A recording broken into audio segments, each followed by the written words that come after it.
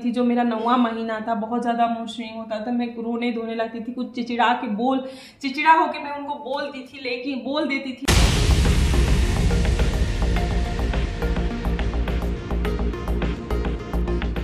Hello everyone, मैं हूं शशि राय और आप लोगों का स्वागत है मेरे चैनल उड़न खटोला ब्लॉग में। मेरे चैनल का नाम उड़न खटोला ब्लॉग है। तो मैं आज आप लोगों से बात करने वाली हूं कि मेरा प्रेगनेंसी का 9वां महीना था वो कैसा था। और इसके पहले मैं आप लोगों को थोड़ा सा इंट्रोड्यूस करा देती हूँ कि मेरा जो बच्चा हुआ था वो शादी के 8 साल बाद हुआ था। इससे रिलेटेड मैं वीडियो बना चुकी हूँ। मुझे बच्चा क्यों नहीं हो रहा था और मैंने क्या क्या ट्रीटमेंट लिया, तो आप लोगों को मैं उस वीडियो का लिंक इस वीडियो के डिस्क्रिप्शन में दे दूंगी, तो वहां से जाकर आप लोग वीडियो को वॉच कर सकते हैं। आइए हम आपसे आज बात करते हैं कि मेरा प्रेगनेंसी का 9वां महीना कैसा था, मुझे कैसी फीलिंग आ रही थी, क्या क्या मेरा मन कर रहा था, क्या मैं बहुत ज्यादा खुश थी या मैं बहुत ज्यादा दुखी थी या बहुत ज्यादा एक्साइटमेंट था। वो सारी चीजें मैं आज आप लोगों के साथ शेयर करने वाली हूँ। तो आप लोग बिना वीडियो को स्किप किए हुए मेरी वीडियो को पूरा देखिएगा और मेरे चैनल उड़न खटोला ब्लॉग को अभी सब्सक्राइब कर लीजिएगा, क्योंकि बाद में आप भूल जाओगे, पूरे वीडियो को देख लोगे और आप सब्सक्राइब नहीं कर पाओगे। फिर ऐसा होगा कि आप बाद में ढूंढोगे और मैं साथ ढूंढने से नहीं मिल पाऊंगी। इसीलिए अभी मेरे चैनल उड़न खटोला ब्लॉग को सब्सक्राइब कर लीजिएगा और अभी एक लाइक दे दीजिए। शादी के 8 साल बाद मैं प्रेग्नेंट हुई थी, मुझे कंसीव हुआ था। मैंने बहुत सारा ट्रीटमेंट करवाया था। सारी वीडियो अगर आप पहले वाला जाके देखेंगे तो आपको पता चलेगा कि मैंने क्या क्या किया था। तो मेरी जब प्रेगनेंसी 8 महीने तो मैं किसी तरह से गुजारी, क्योंकि मुझे एक्साइटमेंट हो रहा था। हर दिन, हर हफ्ते, हर महीने को मुझे मतलब एक्साइटमेंट रहता था कि मैं गिनती थी कि 1 हफ्ता बीत गया, 2 हफ्ता बीत गया, 3 हफ्ता बीत गया, महीना बीत गया, मेरा पहला महीना खत्म, दूसरा महीना खत्म, ऐसे गिनते गिनते मैं 8 महीने तक पहुंच गई। और जब भी चेकअप कराने का मेरा अपॉइंटमेंट होता था डॉक्टर के पास, तो एक अलग ही एक्साइटमेंट होता था, क्योंकि मुझे अल्ट्रासाउंड में अपने बच्चे को देखने को मिलता था। स्टार्टिंग में तो कैप्चर भी हो जा रहा था, जो स्टार्टिंग के 2-4 महीने थे तो मैं स्क्रीन पे देख पा रही थी, पर जैसे जैसे बेबी मेरा ग्रो हो गया मेरे पेट में, तो वो भी नहीं हो पाता था। एक एक पार्ट मतलब अल्ट्रासाउंड में मतलब मुझे दिखाती थी, क्योंकि क्या होता है कि जब बच्चे पेट में ग्रो हो जाता है, बड़ा हो जाता है, तो फिर वो जो अल्ट्रासाउंड का कैमरा होता है ना, उसमें एक साथ पूरा बेबी कैप्चर नहीं हो पाता है, तो मुझे एक एक पार्ट दिखाती थी। फिर भी मुझे अच्छा लगता था इसको देखना, बहुत ज्यादा एक्साइटमेंट होता था। मतलब उस दिन का मैं बहुत ज्यादा बेसब्री से इंतजार किया करती थी, जब मतलब मेरा अपॉइंटमेंट रहता था डॉक्टर के साथ। तो जैसे तैसे मैंने आप लोग को बता रही हूँ कि 8 महीने मैंने गुजार दिया। तो गाइज, मेरा जब 9वां महीना जब स्टार्ट हुआ तो मेरा धैर्य का बांध तो टूट ही गया था। और मैंने ऐसा कैलकुलेट किया था कि मेरा भी जो है बच्चा ड्यू डेट के पहले, मतलब 1-2 हफ्ते पहले ही हो जाएगा, ऐसा मैंने कैलकुलेट किया था। मैं बहुत ज्यादा एक्साइटेड थी और मेरा ड्यू डेट 4 फरवरी 2022 को था, पर मैंने ऐसा कैलकुलेट किया था कि मेरा 15 से 25 जनवरी के बीच में, मतलब 2021 15 से 25 जनवरी के बीच में मेरा भी बेबी हो जाएगा।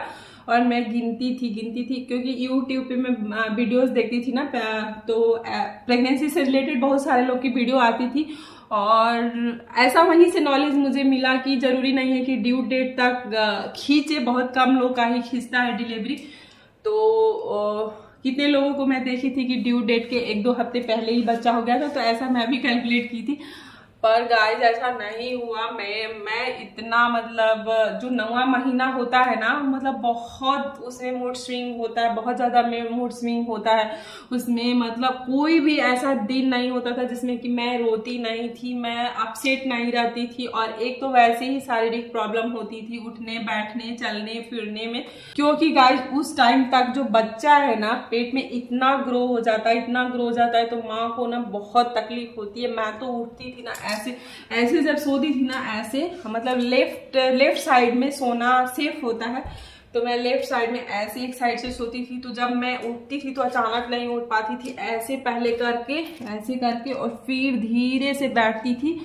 फिर उसके बाद मुझे वॉशरूम जाना होता था। एक तो उस टाइम इतना यूरिनेशन भी होता है कि मतलब उठने बैठने में बहुत ज्यादा तकलीफें होती है, इस वजह से भी मतलब बहुत परेशानियां होती है और बहुत ज्यादा मतलब मूड अपसेट रहता है।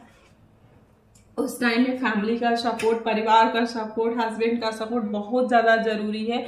उस टाइम में सबसे ज़्यादा लड़कियां प्यार ढूंढती है कि ये ढूंढती है कि मुझे कोई पूछे, मुझे प्यार करे। पर मेरे साथ ऐसा था कि मेरा तो मतलब मेरे साइड में मम्मी पापा नहीं थे और मैं ससुराल में भी नहीं थी, अपने हस्बैंड के साथ थी डबलिन में।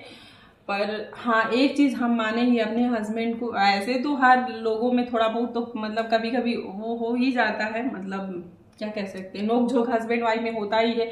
लेकिन मेरे हस्बैंड को मतलब मैं उनका तारीफ करूंगी कि उस टाइम में उन्होंने मेरा इतना साथ दिया है, इतना साथ दिया है कि मुझे बहुत प्यार दिया। क्योंकि उस टाइम मतलब बहुत ज़्यादा मैं चिड़चिड़ा रहती थी। जो मेरा 9वां महीना था, बहुत ज़्यादा मूड स्विंग होता था, मैं रोने धोने लगती थी, कुछ चिड़चिड़ा होके मैं उनको बोल देती थी। लेकिन वो जो है वो इस बात को समझते थे, मुझे प्यार से मतलब ट्रीट करते थे। हाँ, मतलब कभी चिल्लाते उलाते नहीं थे, मतलब अच्छे से ट्रीट करते थे। तो मुझे अच्छा लगता था। और वो जो 9वां महीना होता है ना गाइस, कोई भी अगर प्रेग्नेंट हो 9वां महीना, आप उसको प्यार दीजिए, भरपूर प्यार दीजिए, उसको जितना हो सके आप उसको प्यार दीजिए। क्योंकि उस टाइम एक मात्र प्यार कोई भी लेडीज प्रेग्नेंट रहती है तो उस टाइम वो बहुत ज़्यादा प्यार ढूंढती है अपने परिवार से, अपने हस्बैंड से, जो भी है। तो आप कोशिश कीजिएगा कि प्यार दीजिए मूड, क्योंकि बहुत ज़्यादा स्विंग होता है। और कहते हैं ना कि जो 9वां महीना हो, मतलब जब एक औरत प्रेग्नेंट होती है और उसको डिलीवरी सही सलामत हो जाती है, सक्सेसफुली हो जाती है, तो उस औरत का मतलब दूसरा जन्म होता है। सोचिए कितनी प्रॉब्लम में वो औरत रहती है। इसलिए उसको जितना हो सके आप अपनी वाइफ को प्यार दीजिए, अपनी बहू को प्यार दीजिए, अपनी बेटी को प्यार दीजिए, अपनी बहन को प्यार दीजिए। कोई भी आपकी वो लग रही हो तो उसको ज्यादा से ज्यादा उसको उस टाइम प्यार की जरूरत होती है। और खासकर लड़कियां अपने हस्बैंड से प्यार ढूंढती है बहुत ज्यादा। तो इसलिए मैं कह रही हूँ कि उस टाइम अपनी पत्नी पे बिल्कुल भी मतलब चिल्लाइए या फिर उसको मतलब डांटिए, क्योंकि उस टाइम मूड बहुत ज्यादा अलग टाइप का रहता है। बार की मैं बात बता रही हूँ, 9वें महीने की मैं बात बता रही हूँ, एकदम जैसे डेट नियर आ गया। मेरा ड्यू डेट 4 फरवरी को था। मैं 4 फरवरी को मेरा बच्चा नहीं हुआ, कोई पेन ही नहीं हुआ। फिर मैं इतना अपसेट हो गई, इतना रो रही थी कि मेरे रोने की वजह से मेरे हस्बैंड ने मुझे बोला कि तुम परेशान मत हो, तुमको मैं इमरजेंसी में लेके जाऊंगा। 5 फरवरी था, 4 फरवरी को बच्चा नहीं हुआ। एक बार तुम्हारा टेस्ट हो जाएगा तो तुमको सेटिस्फैक्शन मिलेगा। और उनका दिन में ऑफिस चल रहा था, तो जब ये बात बोले तो थोड़ा सा मुझे अच्छा लगा। इसी तरह मतलब साथ देना चाहिए, मतलब अपनी पत्नी को साथ देना चाहिए हर कोई को। तो वो बोले कि चलो मैं तुमको शाम को लेके जाऊंगा। और वो जब जैसे ही उनका ऑफिस का काम खत्म हुआ, फिर वो मुझे मतलब इमरजेंसी में लेके गए। और मुझे पेन तो हो नहीं रहा था, और इन्होंने मुझे बोला कि तुमको उस सब चेकअप करने के लिए तभी ले जाएगी जब तुम नाटक करोगी कि मुझे बहुत पेन हो रहा है। तो मैं गई, तो मैं बोली कि मुझे पेन हो रहा है, मेरा इतना वीक हो गया है। वैसे भी टाइम हो गया था, तो ले गई और मुझे 40 मिनट तक ऑब्जर्वेशन में रखी। और स्क्रीन पे वो सब जिग जैग बन के लाइंस आ जाती है, जिससे वो उनको पता चल जाता है। और यहाँ पे बेल्ट लगा रहता है और स्क्रीन पे वो दिखता है, और वो उसके थ्रू वो लोग समझ जाती है कि रियल में मुझे कॉन्ट्रैक्शन हो रहा है या नहीं हो रहा है। तो मुझे तो कॉन्ट्रैक्शन मुझे पता ही था कि नहीं हो रहा, और स्क्रीन पे भी नहीं दिखा रहा था, कोई लाइनिंग नहीं बन रही थी। उसने बोला कि तुम कोई कॉन्ट्रैक्शन नहीं हो रहा है, आप जाओ घर में पैरासीटामोल ले लो, खा लो, अभी खा लो अगर पेन हो रहा है तो फिर मुझे तो पेन नहीं हो रहा था। तो फिर उसने मुझे घर भेज दिया, और मैं बोली कि I will take paracetamol whenever I will reach at home. तो उसने बोला ठीक है, इट्स ओके, जब भी पेन करे, whenever you will feel pain you can take paracetamol. तो मुझे तो पेन हो ही नहीं रहा था, तो मैं क्या दवा खाऊं, फिर मैं घर आ गई। लेकिन मुझे अच्छा लगा क्योंकि आद्या के पापा मेरे सपोर्ट कर रहे थे। फिर डॉक्टर से चेकअप हुआ। तो इसी तरह से आप मतलब सपोर्ट करिए, अपनी पत्नी को कीजिए, जो भी है फैमिली लोग भी है तो मैं उन लोग से भी रिक्वेस्ट करती हूँ कि मतलब बहुत ज़्यादा सपोर्ट की ज़रूरत होती है उस टाइम, बहुत मतलब नाजुक कंडीशन होती है औरतों के लिए। तो सबसे पहले फिर से मैं आप लोगों को बता रही हूँ कि बहुत ज़्यादा मतलब अपनी पत्नी को सपोर्ट कीजिए उस टाइम प्रेगनेंसी के दौरान, खासकर 9वें महीने बहुत ज़्यादा मूड स्विंग होता है, जी मचलता है, तरह तरह की ख्यालात दिमाग में आता है, दिमाग चिड़चिड़ा हो जाता है और जो औरत होती है वो बहुत ज़्यादा प्रॉब्लम में उस टाइम होती है।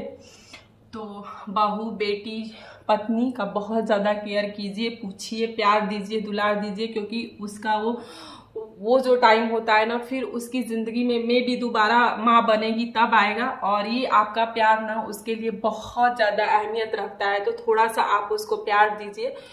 तो ये रही मेरी फीलिंग गाइज। आप लोगों को मेरी वीडियो कैसी लगी है? अगर अच्छी लगी है तो अभी एक लाइक कमेंट कर दीजिएगा और शेयर जरूर कर दीजिएगा। Bye bye, take care. मेरे चैनल उड़न खटोला को अभी सब्सक्राइब कर लीजिएगा। Bye bye.